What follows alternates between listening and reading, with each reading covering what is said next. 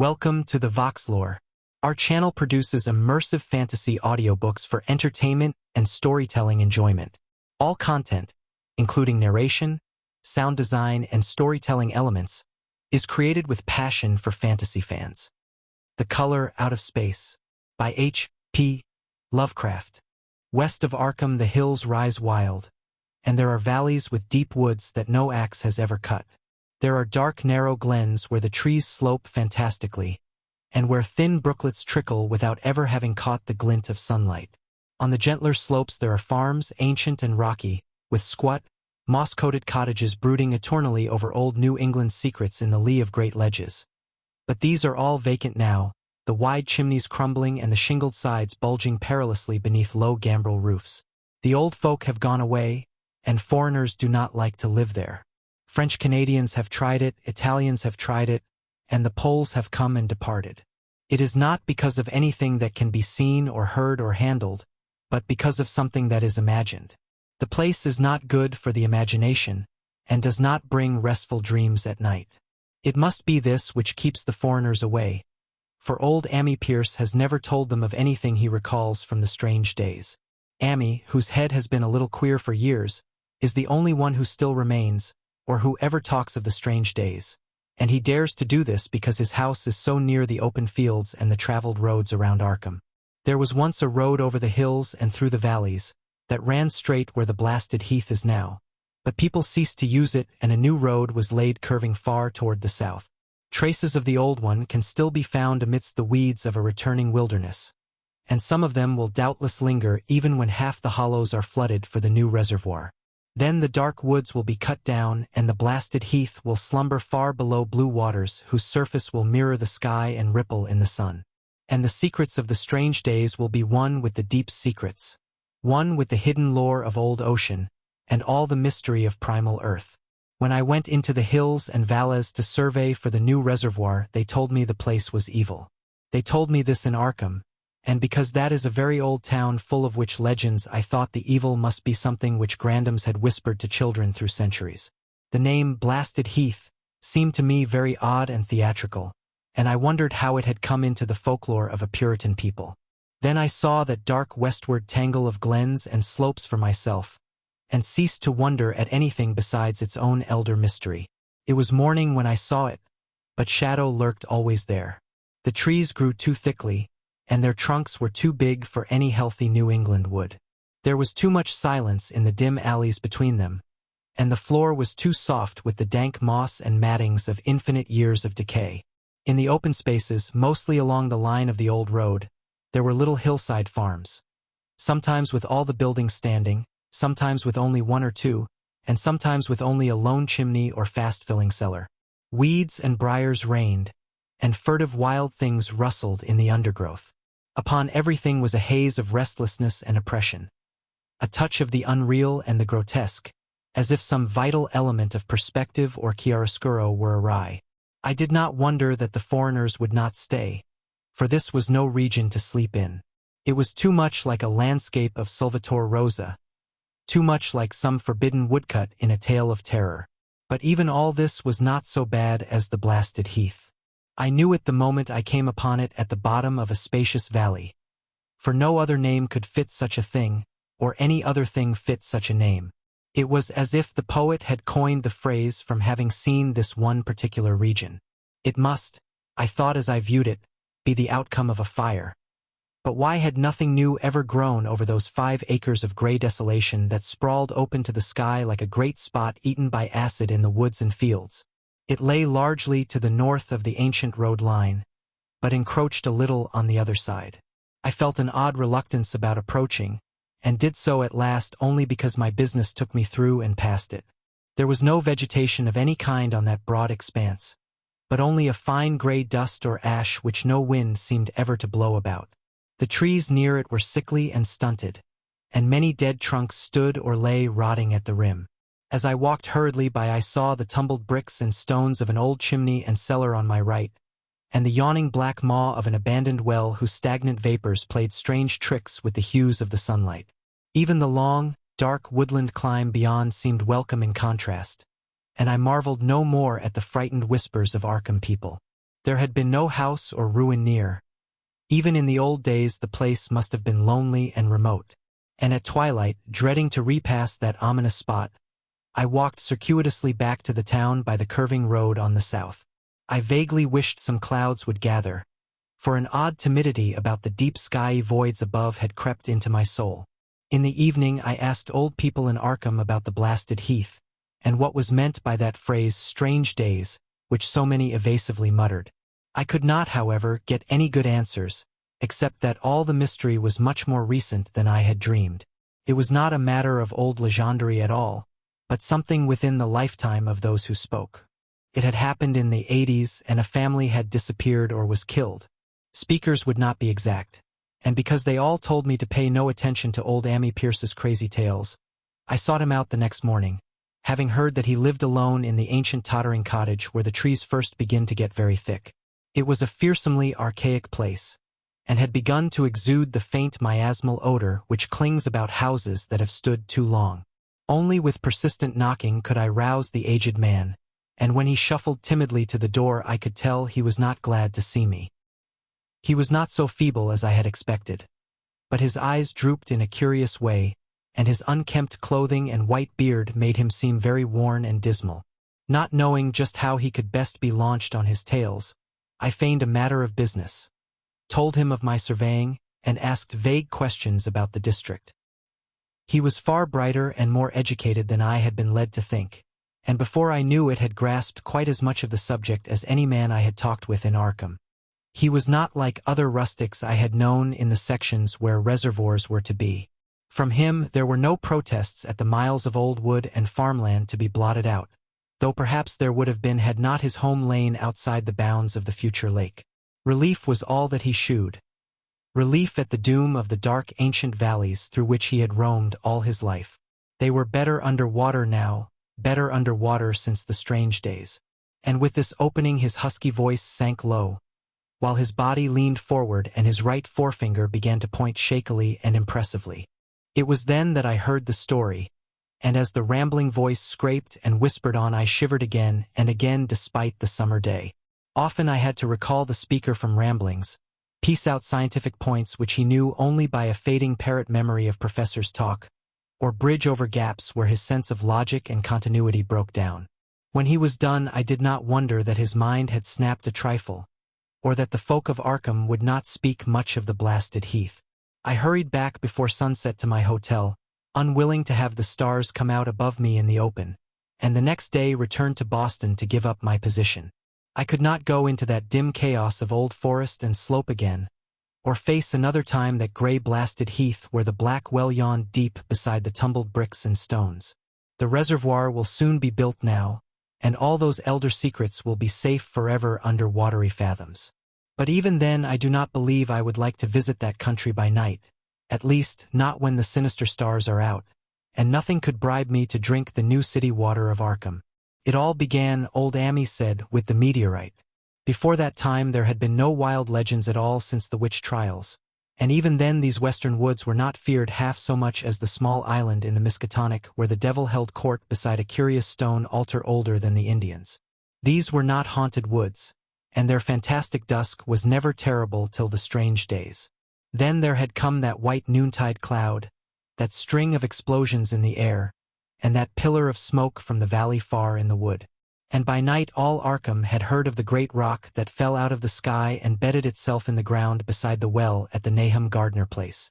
That was the house which had stood where the blasted heath was to come, the trim white Nahum Gardner house amidst its fertile gardens and orchards. Nahum had come to town to tell people about the stone, and had dropped in at Ammi Pierce's on the way. Ammi was 40 then, and all the queer things were fixed very strongly in his mind. He and his wife had gone with the 3 professors from Miskatonic University who hastened out the next morning to see the weird visitor from unknown stellar space, and had wondered why Nahum had called it so large the day before. It had shrunk, Nahum said as he pointed out the big brownish mound above the ripped earth and charred grass near the archaic well sweep in his front yard. But the wise men answered that stones do not shrink. Its heat lingered persistently, and Nahum declared it had glowed faintly in the night. The professors tried it with a geologist's hammer and found it was oddly soft. It was, in truth, so soft as to be almost plastic, and they gouged rather than chipped a specimen to take back to the college for testing. They took it in an old pail borrowed from Nahum's kitchen, for even the small piece refused to grow cool. On the trip back they stopped at Amy's to rest, and seemed thoughtful when Mrs. Pierce remarked that the fragment was growing smaller and burning the bottom of the pail. Truly, it was not large, but perhaps they had taken less than they thought. The day after that, all this was in June of '82, the professors had trooped out again in a great excitement. As they passed Amy's they told him what queer things the specimen had done, and how it had faded wholly away when they put it in a glass beaker. The beaker had gone, too, and the wise men talked of the strange stone's affinity for silicon. It had acted quite unbelievably in that well-ordered laboratory, doing nothing at all and shewing no occluded gases when heated on charcoal, being wholly negative in the borax bead, and soon proving itself absolutely non-volatile at any producible temperature, including that of the oxyhydrogen blowpipe. On an anvil it appeared highly malleable, and in the dark its luminosity was very marked.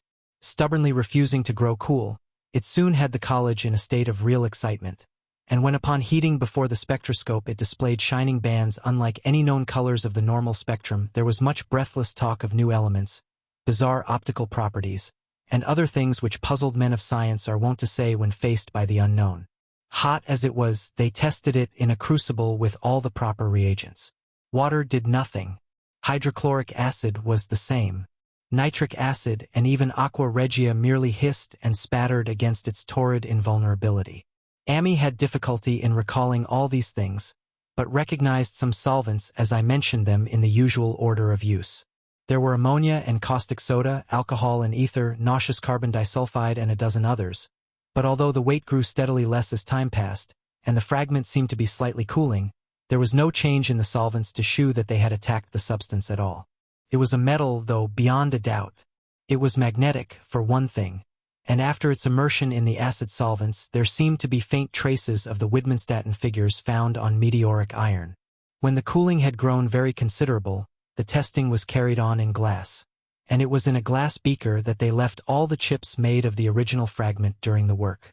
The next morning both chips and beaker were gone without trace, and only a charred spot marked the place on the wooden shelf where they had been. All this the professors told Amy as they paused at his door, and once more he went with them to see the stony messenger from the stars, though this time his wife did not accompany him. It had now most certainly shrunk, and even the sober professors could not doubt the truth of what they saw. All around the dwindling brown lump near the well was a vacant space, except where the earth had caved in, and whereas it had been a good 7 feet across the day before, it was now scarcely 5. It was still hot, and the sages studied its surface curiously as they detached another and larger piece with hammer and chisel. They gouged deeply this time, and as they pried away the smaller mass they saw that the core of the thing was not quite homogeneous. They had uncovered what seemed to be the side of a large colored globule embedded in the substance. The color, which resembled some of the bands in the meteor's strange spectrum, was almost impossible to describe, and it was only by analogy that they called it color at all. Its texture was glossy, and upon tapping it appeared to promise both brittleness and hollowness. One of the professors gave it a smart blow with a hammer, and it burst with a nervous little pop. Nothing was emitted, and all trace of the thing vanished with the puncturing. It left behind a hollow spherical space about 3 inches across, and all thought it probable that others would be discovered as the enclosing substance wasted away. Conjecture was vain, so after a futile attempt to find additional globules by drilling, the seekers left again with their new specimen, which proved, however, as baffling in the laboratory as its predecessor had been.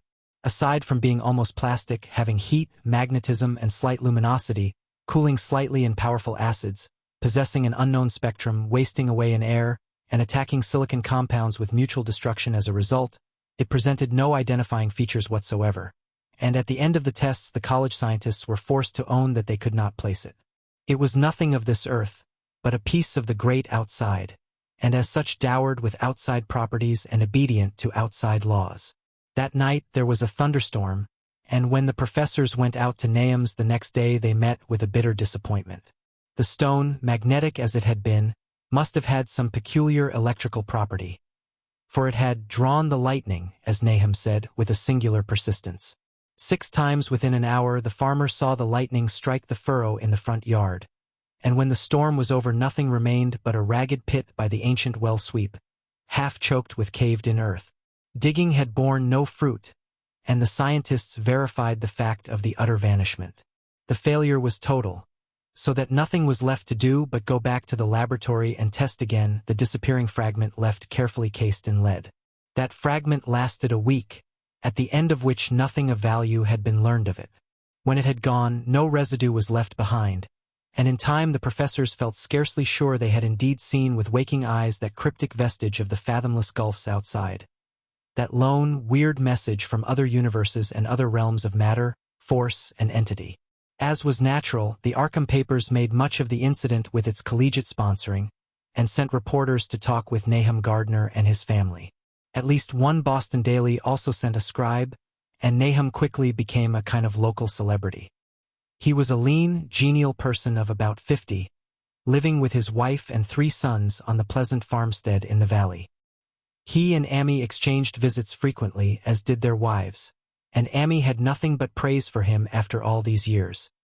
He seemed slightly proud of the notice his place had attracted, and talked often of the meteorite in the succeeding weeks.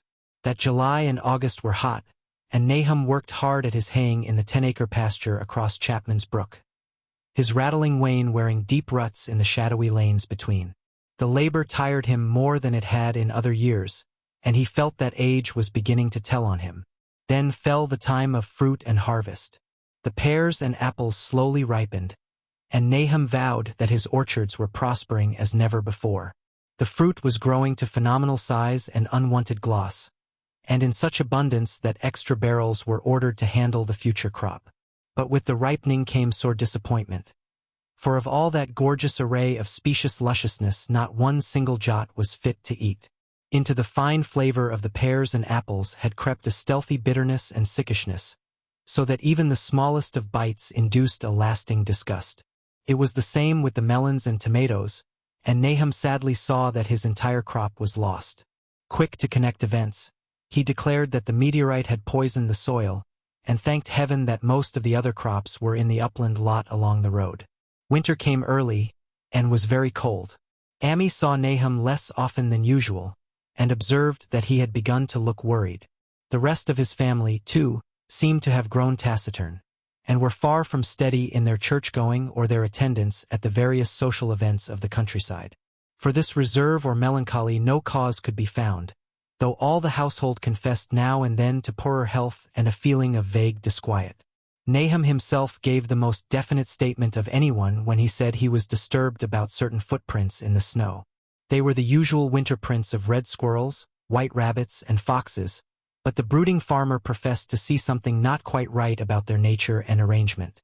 He was never specific, but appeared to think that they were not as characteristic of the anatomy and habits of squirrels and rabbits and foxes as they ought to be. Amy listened without interest to this talk until one night when he drove past Nahum's house in his sleigh on the way back from Clark's Corners. There had been a moon, and a rabbit had run across the road, and the leaps of that rabbit were longer than either Amy or his horse liked. The latter, indeed, had almost run away when brought up by a firm rein. Thereafter Amy gave Nahum's tales more respect, and wondered why the Gardner dogs seemed so cowed and quivering every morning. They had, it developed, nearly lost the spirit to bark. In February the McGregor boys from Meadow Hill were out shooting woodchucks, and not far from the Gardner place bagged a very peculiar specimen. The proportions of its body seemed slightly altered in a queer way impossible to describe, while its face had taken on an expression which no one ever saw in a woodchuck before. The boys were genuinely frightened, and threw the thing away at once, so that only their grotesque tales of it ever reached the people of the countryside. But the shying of the horses near Nahum's house had now become an acknowledged thing, and all the basis for a cycle of whispered legend was fast taking form. People vowed that the snow melted faster around Nahum's than it did anywhere else, and early in March there was an odd discussion in Potter's General Store at Clark's Corners. Stephen Rice had driven past Gardner's in the morning, and had noticed the skunk cabbages coming up through the mud by the woods across the road.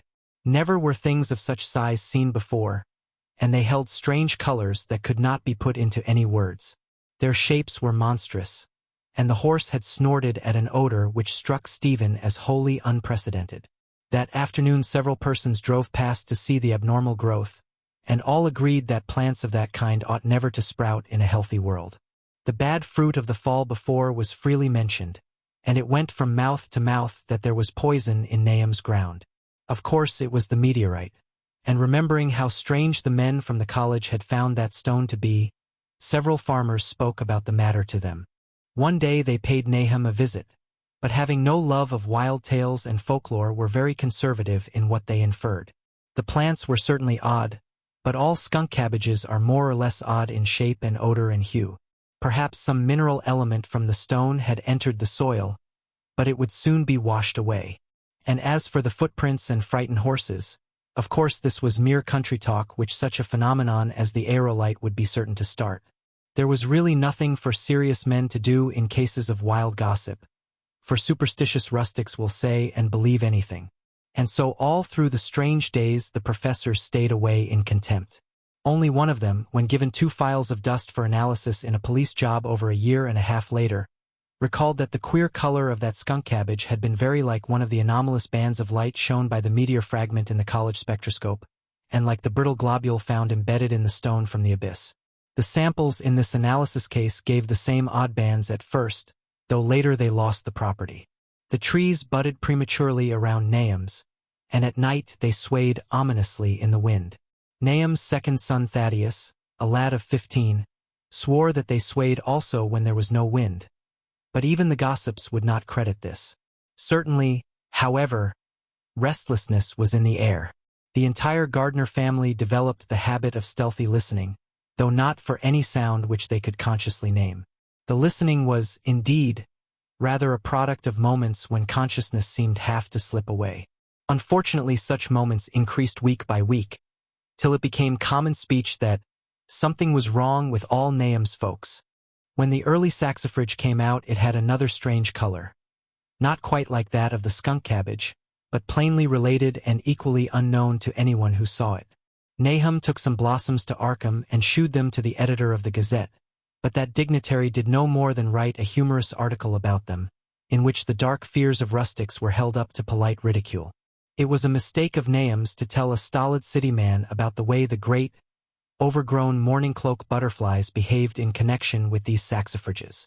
April brought a kind of madness to the country folk, and began that disuse of the road past Nahum's which led to its ultimate abandonment. It was the vegetation.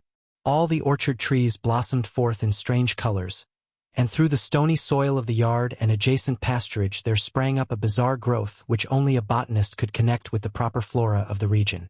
No sane wholesome colors were anywhere to be seen except in the green grass and leafage, but everywhere those hectic and prismatic variants of some diseased, underlying primary tone without a place among the known tints of earth. The Dutchman's breeches became a thing of sinister menace, and the bloodroots grew insolent in their chromatic perversion. Amy and the Gardners thought that most of the colors had a sort of haunting familiarity, and decided that they reminded one of the brittle globule in the meteor. Nahum plowed and sowed the 10-acre pasture and the upland lot, but did nothing with the land around the house. He knew it would be of no use, and hoped that the summer's strange growths would draw all the poison from the soil. He was prepared for almost anything now, and had grown used to the sense of something near him waiting to be heard. The shunning of his house by neighbors told on him, of course, but it told on his wife more. The boys were better off, being at school each day, but they could not help being frightened by the gossip. Thaddeus, an especially sensitive youth, suffered the most. In May the insects came, and Nahum's place became a nightmare of buzzing and crawling. Most of the creatures seemed not quite usual in their aspects and motions, and their nocturnal habits contradicted all former experience. The Gardners took to watching at night, watching in all directions at random for something. They could not tell what. It was then that they all owned that Thaddeus had been right about the trees. Mrs. Gardner was the next to see it from the window as she watched the swollen boughs of a maple against a moonlit sky. The boughs surely moved, and there was no wind. It must be the sap. Strangeness had come into everything growing now. Yet it was none of Nahum's family at all who made the next discovery. Familiarity had dulled them, and what they could not see was glimpsed by a timid windmill salesman from Bolton who drove by one night in ignorance of the country legends. What he told in Arkham was given a short paragraph in the Gazette, and it was there that all the farmers, Nahum included, saw it first. The night had been dark and the buggy lamps faint, but around a farm in the valley which everyone knew from the account must be Nahum's, the darkness had been less thick.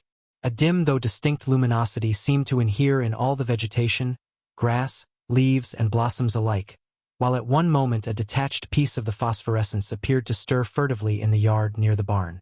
The grass had so far seemed untouched, and the cows were freely pastured in the lot near the house, but toward the end of May the milk began to be bad. Then Nahum had the cows driven to the uplands, after which the trouble ceased. Not long after this the change in grass and leaves became apparent to the eye.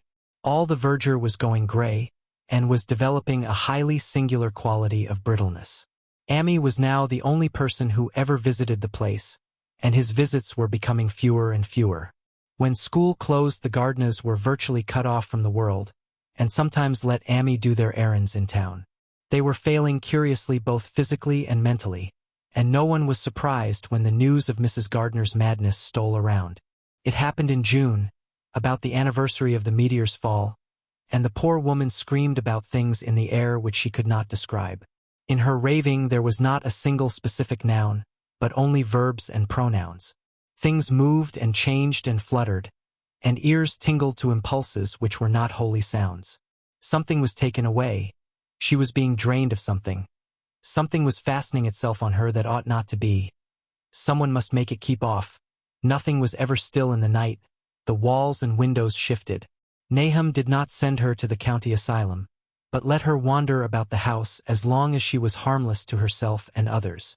Even when her expression changed he did nothing. But when the boys grew afraid of her, and Thaddeus nearly fainted at the way she made faces at him, he decided to keep her locked in the attic.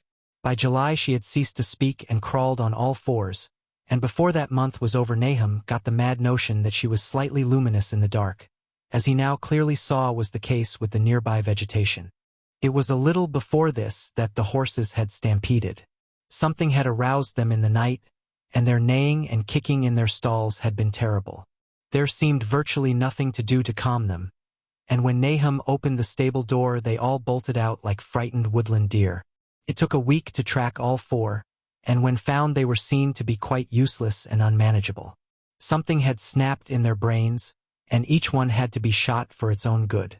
Nahum borrowed a horse from Amy for his haying, but found it would not approach the barn. It shied, balked, and whinnied, and in the end he could do nothing but drive it into the yard while the men used their own strength to get the heavy wagon near enough the hayloft for convenient pitching. And all the while the vegetation was turning gray and brittle. Even the flowers whose hues had been so strange were graying now, and the fruit was coming out gray and dwarfed and tasteless. The asters and goldenrod bloomed gray and distorted, and the roses and zinnias and hollyhocks in the front yard were such blasphemous-looking things that Nahum's oldest boy Zenas cut them down. The strangely puffed insects died about that time, even the bees that had left their hives and taken to the woods. By September all the vegetation was fast crumbling to a grayish powder, and Nahum feared that the trees would die before the poison was out of the soil. His wife now had spells of terrific screaming, and he and the boys were in a constant state of nervous tension. They shunned people now, and when school opened the boys did not go. But it was Amy, on one of his rare visits, who first realized that the well water was no longer good. It had an evil taste that was not exactly foetid nor exactly salty, and Amy advised his friend to dig another well on higher ground to use till the soil was good again. Nahum, however, ignored the warning, for he had by that time become callous to strange and unpleasant things. He and the boys continued to use the tainted supply, drinking it as listlessly and mechanically as they ate their meager and ill-cooked meals and did their thankless and monotonous chores through the aimless days. There was something of stolid resignation about them all, as if they walked half in another world between lines of nameless guards to a certain and familiar doom. Thaddeus went mad in September after a visit to the well. He had gone with a pail and had come back empty-handed, shrieking and waving his arms, and sometimes lapsing into an inane titter or a whisper about the moving colors down there. 2 in one family was pretty bad, but Nahum was very brave about it. He let the boy run about for a week until he began stumbling and hurting himself, and then he shut him in an attic room across the hall from his mother's. The way they screamed at each other from behind their locked doors was very terrible, especially to little Merwin, who fancied they talked in some terrible language that was not of earth. Merwin was getting frightfully imaginative, and his restlessness was worse after the shutting away of the brother who had been his greatest playmate. Almost at the same time, the mortality among the livestock commenced. Poultry turned grayish and died very quickly, their meat being found dry and noisome upon cutting. Hogs grew inordinately fat, then suddenly began to undergo loathsome changes which no one could explain. Their meat was of course useless, and Nahum was at his wits' end. No rural veterinary would approach his place, and the city veterinary from Arkham was openly baffled. The swine began growing gray and brittle and falling to pieces before they died, and their eyes and muzzles developed singular alterations. It was very inexplicable, for they had never been fed from the tainted vegetation. Then something struck the cows. Certain areas or sometimes the whole body would be uncannily shriveled or compressed, and atrocious collapses or disintegrations were common.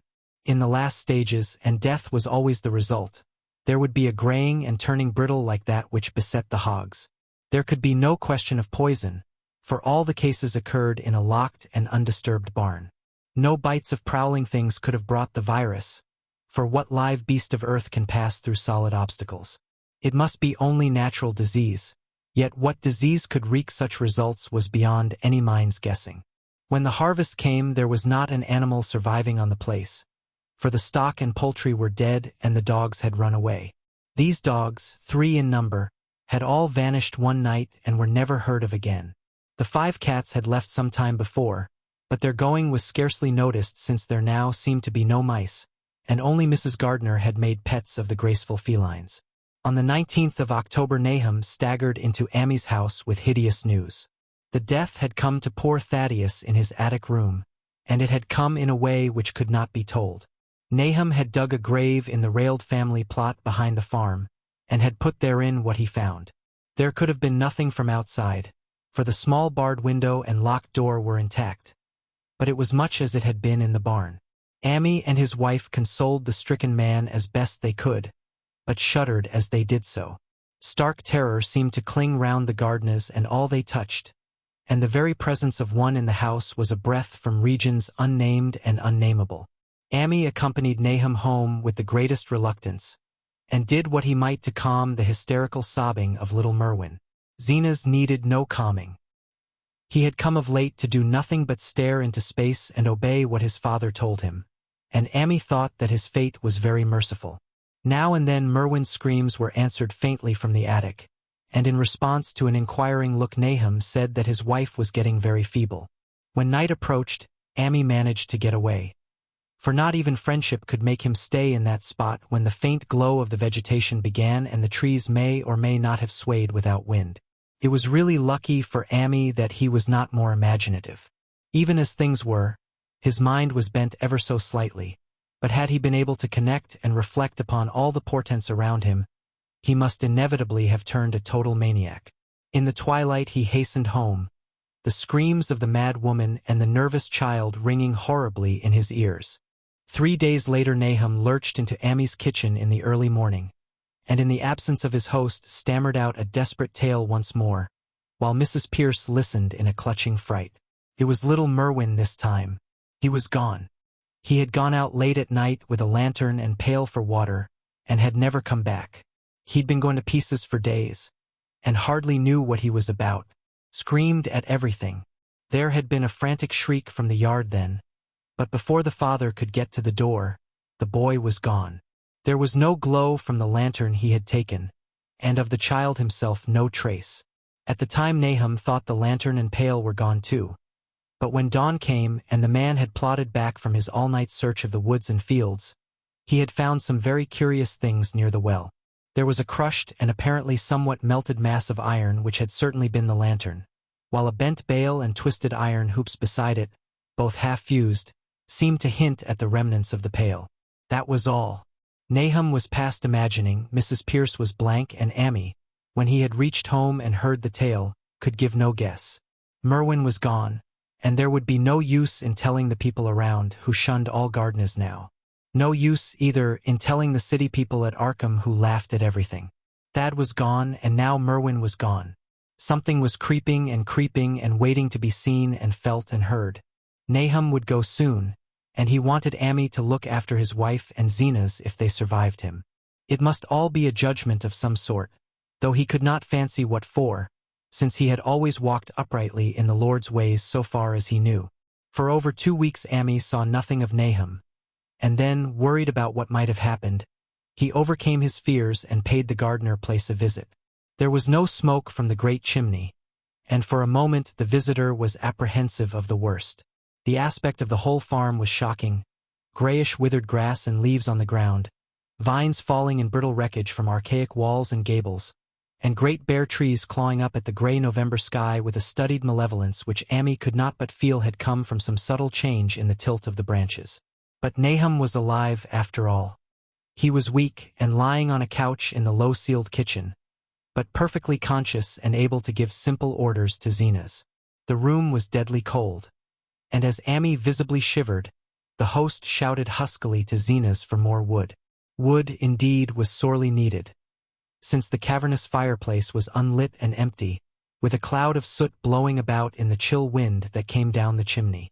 Presently Nahum asked him if the extra wood had made him any more comfortable, and then Amy saw what had happened. The stoutest cord had broken at last, and the hapless farmer's mind was proof against more sorrow. Questioning tactfully, Amy could get no clear data at all about the missing Zenas. "In the well, he lives in the well," was all that the clouded father would say. Then there flashed across the visitor's mind a sudden thought of the mad wife, and he changed his line of inquiry. "Nabby? Why, here she is," was the surprised response of poor Nahum, and Amy soon saw that he must search for himself. Leaving the harmless babbler on the couch, he took the keys from their nail beside the door and climbed the creaking stairs to the attic. It was very close and noisome up there, and no sound could be heard from any direction. Of the 4 doors in sight, only one was locked, and on this he tried various keys on the ring he had taken. The 3rd key proved the right one, and after some fumbling Amy threw open the low white door. It was quite dark inside, for the window was small and half obscured by the crude wooden bars, and Amy could see nothing at all on the wide planked floor. The stench was beyond enduring, and before proceeding further, he had to retreat to another room and return with his lungs filled with breathable air. When he did enter, he saw something dark in the corner, and upon seeing it more clearly, he screamed outright. While he screamed, he thought a momentary cloud eclipsed the window, and a second later he felt himself brushed as if by some hateful current of vapor. Strange colors danced before his eyes, and had not a present horror numbed him, he would have thought of the globule in the meteor that the geologist's hammer had shattered, and of the morbid vegetation that had sprouted in the spring. As it was, he thought only of the blasphemous monstrosity which confronted him, and which all too clearly had shared the nameless fate of young Thaddeus and the livestock. But the terrible thing about this horror was that it very slowly and perceptibly moved as it continued to crumble. Amy would give me no added particulars to this scene, but the shape in the corner does not reappear in his tale as a moving object. There are things which cannot be mentioned, and what is done in common humanity is sometimes cruelly judged by the law. I gathered that no moving thing was left in that attic room, and that to leave anything capable of motion there would have been a deed so monstrous as to damn any accountable being to eternal torment. Anyone but a stolid farmer would have fainted or gone mad, but Amy walked conscious through that low doorway and locked the accursed secret behind him. There would be Nahum to deal with now. He must be fed and tended, and removed to some place where he could be cared for. Commencing his descent of the dark stairs, Amy heard a thud below him. He even thought a scream had been suddenly choked off, and recalled nervously the clammy vapor which had brushed by him in that frightful room above. What presence had his cry and entry started up? Halted by some vague fear, he heard still further sounds below. Indubitably there was a sort of heavy dragging, and a most detestably sticky noise as of some fiendish and unclean species of suction. with an associative sense goaded to feverish heights.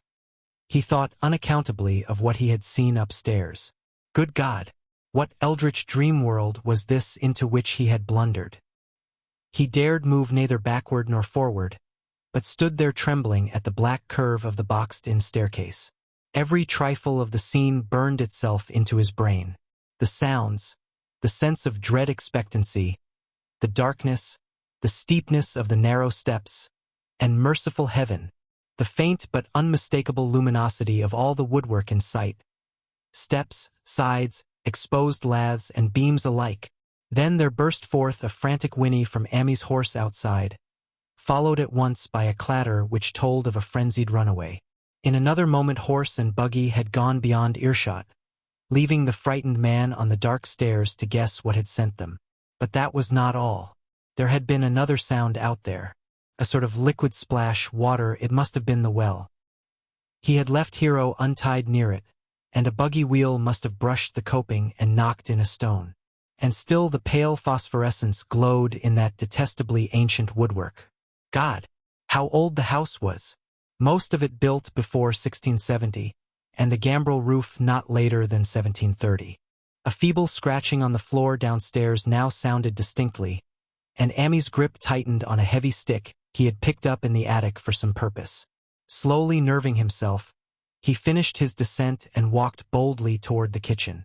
But he did not complete the walk, because what he sought was no longer there. It had come to meet him, and it was still alive after a fashion. Whether it had crawled or whether it had been dragged by any external force, Amy could not say. But the death had been at it.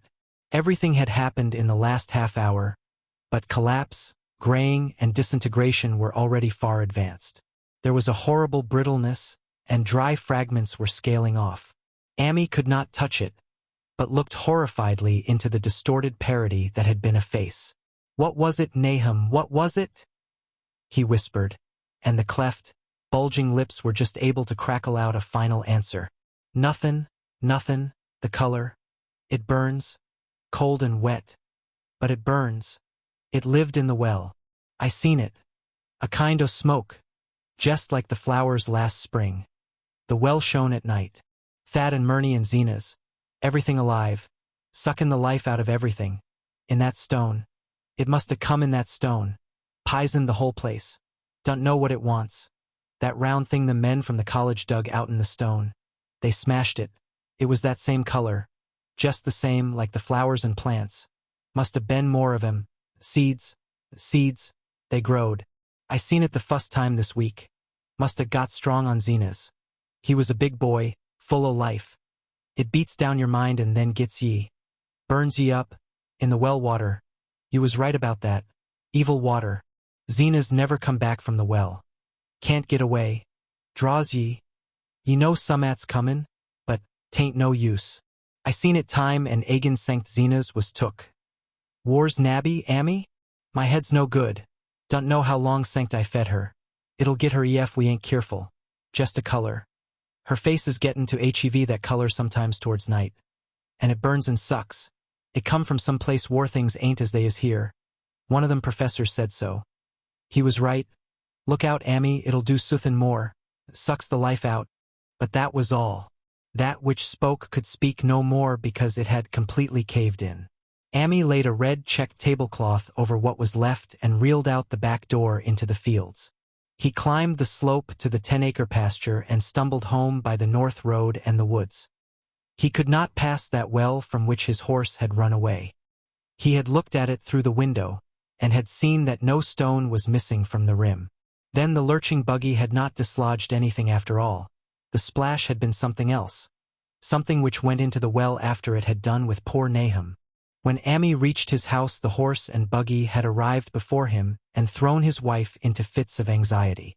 Reassuring her without explanations, he set out at once for Arkham and notified the authorities that the Gardner family was no more. He indulged in no details, but merely told of the deaths of Nahum and Nabby, that of Thaddeus being already known, and mentioned that the cause seemed to be the same strange ailment which had killed the livestock. He also stated that Merwin and Zenas had disappeared. There was considerable questioning at the police station, and in the end Amy was compelled to take 3 officers to the Gardner farm, together with the coroner, the medical examiner, and the veterinary who had treated the diseased animals. He went much against his will, for the afternoon was advancing and he feared the fall of night over that accursed place. But it was some comfort to have so many people with him. The 6 men drove out in a Democrat wagon, following Amy's buggy, and arrived at the pest-ridden farmhouse about 4 o'clock. Used as the officers were to gruesome experiences, not one remained unmoved at what was found in the attic and under the red-checked tablecloth on the floor below. The whole aspect of the farm with its gray desolation was terrible enough, but those 2 crumbling objects were beyond all bounds. No one could look long at them, and even the medical examiner admitted that there was very little to examine. Specimens could be analyzed, of course, so he busied himself in obtaining them, and here it develops that a very puzzling aftermath occurred at the college laboratory where the 2 files of dust were finally taken. Under the spectroscope both samples gave off an unknown spectrum, in which many of the baffling bands were precisely like those which the strange meteor had yielded in the previous year. The property of emitting this spectrum vanished in a month, the dust thereafter consisting mainly of alkaline phosphates and carbonates. Amy would not have told the men about the well if he had thought they meant to do anything then and there. It was getting toward sunset, and he was anxious to be away.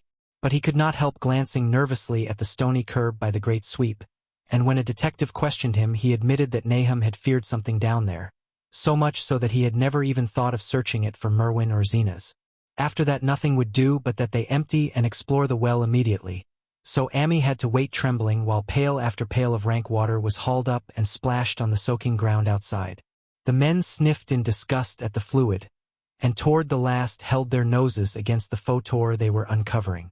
It was not so long a job as they had feared it would be, since the water was phenomenally low. There is no need to speak too exactly of what they found. Merwin and Zenas were both there, in part, though the vestiges were mainly skeletal. There were also a small deer and a large dog in about the same state, and a number of bones of smaller animals. The ooze and slime at the bottom seemed inexplicably porous and bubbling, and a man who descended on handholds with a long pole found that he could sink the wooden shaft to any depth in the mud of the floor without meeting any solid obstruction. Twilight had now fallen, and lanterns were brought from the house. Then, when it was seen that nothing further could be gained from the well, everyone went indoors and conferred in the ancient sitting room, while the intermittent light of a spectral half-moon played wanly on the gray desolation outside. The men were frankly nonplussed by the entire case, and could find no convincing common element to link the strange vegetable conditions, the unknown disease of livestock and humans, and the unaccountable deaths of Merwin and Zenas in the tainted well. They had heard the common country talk, it is true, but could not believe that anything contrary to natural law had occurred.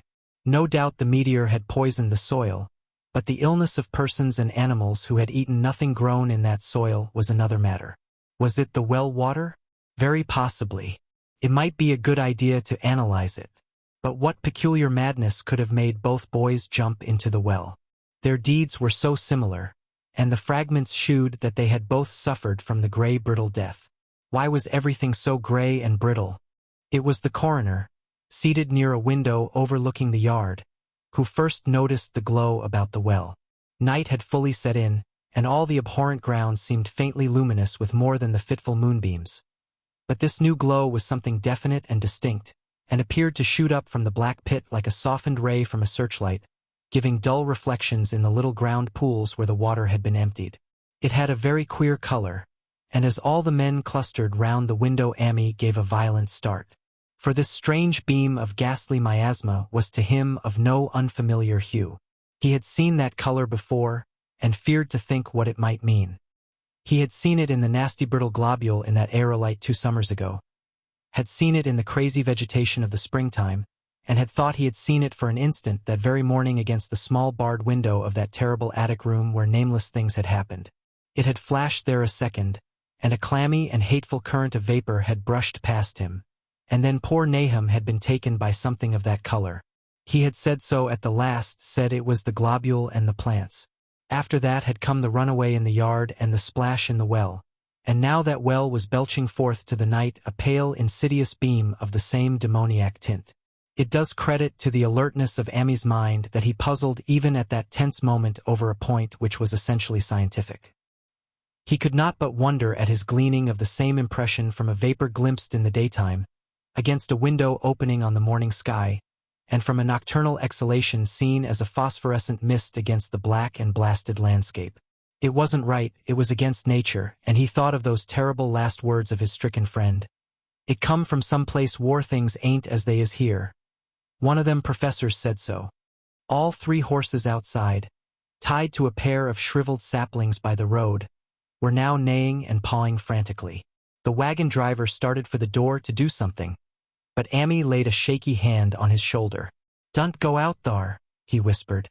"They's more to this nor what we know. Nahum said something lived in the well that sucks your life out. He said it must be some'at growed from a round ball like one we all seen in the meteor stone that fell a year ago June. Sucks and burns, he said, and is just a cloud of color like that light out there now, that ye can hardly see and can't tell what it is. Nahum thought it feeds on everything livin' and gets stronger all the time. He said he's seen it this last week. It must be something from away off in the sky like the men from the college last year says the meteor stone was. The way it's made and the way it works ain't like no way o' God's world. It's some'at from beyond." So the men paused indecisively as the light from the well grew stronger and the hitched horses pawed and whinnied in increasing frenzy. It was truly an awful moment, with terror in that ancient and accursed house itself, for monstrous sets of fragments. 2 from the house and 2 from the well, in the woodshed behind, and that shaft of unknown and unholy iridescence from the slimy depths in front. Amy had restrained the driver on impulse, forgetting how uninjured he himself was after the clammy brushing of that colored vapor in the attic room. But perhaps it is just as well that he acted as he did. No one will ever know what was abroad that night, and though the blasphemy from beyond had not so far hurt any human of unweakened mind, there is no telling what it might not have done at that last moment, and with its seemingly increased strength and the special signs of purpose it was soon to display beneath the half-clouded moonlit sky. All at once one of the detectives at the window gave a short, sharp gasp. The others looked at him, and then quickly followed his own gaze upward to the point at which its idle straying had been suddenly arrested. There was no need for words. What had been disputed in country gossip was disputable no longer, and it is because of the thing which every man of that party agreed in whispering later on that the strange days are never talked about in Arkham. It is necessary to premise that there was no wind at that hour of the evening. One did arise not long afterward, but there was absolutely none then. Even the dry tips of the lingering hedge mustard, gray and blighted, and the fringe on the roof of the standing Democrat wagon were unstirred. And yet amid that tense, godless calm the high bare boughs of all the trees in the yard were moving. They were twitching morbidly and spasmodically, clawing in convulsive and epileptic madness at the moonlit clouds, scratching impotently in the noxious air as if jerked by some alien and bodiless line of linkage with subterrane horrors writhing and struggling below the black roots. Not a man breathed for several seconds. Then a cloud of darker depth passed over the moon, and the silhouette of clutching branches faded out momentarily. At this there was a general cry, muffled with awe, but husky and almost identical from every throat. For the terror had not faded with the silhouette, and in a fearsome instant of deeper darkness the watchers saw wriggling at that treetop height 1,000 tiny points of faint and unhallowed radiance, tipping each bough like the fire of St. Elmo or the flames that came down on the apostles' heads at Pentecost. It was a monstrous constellation of unnatural light, like a glutted swarm of corpse-fed fireflies dancing hellish sarabands over an accursed marsh, and its color was that same nameless intrusion which Amy had come to recognize and dread. All the while the shaft of phosphorescence from the well was getting brighter and brighter, bringing to the minds of the huddled men a sense of doom and abnormality which far outraced any image their conscious minds could form. It was no longer shining out, it was pouring out, and as the shapeless stream of unplaceable color left the well it seemed to flow directly into the sky. The veterinary shivered, and walked to the front door to drop the heavy extra bar across it. Amy shook no less, and had to tug and point for lack of a controllable voice when he wished to draw notice to the growing luminosity of the trees. The neighing and stamping of the horses had become utterly frightful, but not a soul of that group in the old house would have ventured forth for any earthly reward. With the moments the shining of the trees increased, while their restless branches seemed to strain more and more toward verticality. The wood of the well sweep was shining now, and presently a policeman dumbly pointed to some wooden sheds and beehives near the stone wall on the west. They were commencing to shine, too, though the tethered vehicles of the visitors seemed so far unaffected. Then there was a wild commotion and clopping in the road, and as Amy quenched the lamp for better seeing, they realized that the span of frantic grays had broke their sapling and run off with the Democrat wagon. The shock served to loosen several tongues, and embarrassed whispers were exchanged. "It spreads on everything organic that's been around here," muttered the medical examiner. No one replied, but the man who had been in the well gave a hint that his long pole must have stirred up something intangible. "It was awful," he added. "There was no bottom at all. Just ooze and bubbles and the feeling of something lurking under there." Amy's horse still pawed and screamed deafeningly in the road outside, and nearly drowned its owner's faint quaver as he mumbled his formless reflections. "It come from that stone. It growed down thar. It got everything livin'. It fed itself on 'em, mind and body. Thad and Murney, Zenas and Nabby. Nahum was the last. They all drunk the water. It got strong on 'em. It come from beyond. War things ain't like they be here. Now it's going home." At this point, as the column of unknown color flared suddenly stronger and began to weave itself into fantastic suggestions of shape which each spectator later described differently, there came from poor tethered hero such a sound as no man before or since ever heard from a horse. Every person in that low-pitched sitting room stopped his ears, and Amy turned away from the window in horror and nausea. Words could not convey it. When Amy looked out again, the hapless beast lay huddled inert on the moonlit ground between the splintered shafts of the buggy. That was the last of Hero till they buried him next day. But the present was no time to mourn, for almost at this instant a detective silently called attention to something terrible in the very room with them. In the absence of the lamplight, it was clear that a faint phosphorescence had begun to pervade the entire apartment. It glowed on the broad-planked floor and the fragment of rag carpet, and shimmered over the sashes of the small-paned windows. It ran up and down the exposed corner posts, coruscated about the shelf and mantel, and infected the very doors and furniture. Each minute saw it strengthen, and at last it was very plain that healthy living things must leave that house. Amy shewed them the back door and the path up through the fields to the 10-acre pasture. They walked and stumbled as in a dream, and did not dare look back till they were far away on the high ground. They were glad of the path, for they could not have gone the front way, by that well.